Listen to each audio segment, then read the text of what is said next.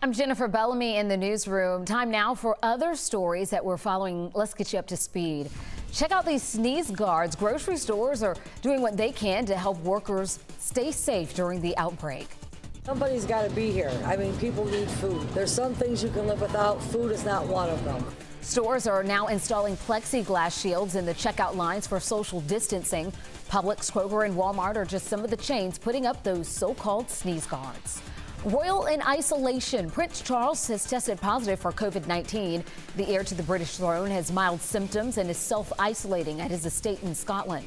Prince Charles last saw his mother, Queen Elizabeth, nearly 2 weeks ago. Buckingham Palace says the Queen is at her home and in good health. Postponed. Broadway's biggest night, the Tony Awards, will have to wait. The show won't go on as planned in June. Tony producers haven't said when the show will air. 2 weeks ago, all Broadway productions came to a halt because of the coronavirus. In Atlanta, the spring run of Hamilton at the Fox was also postponed.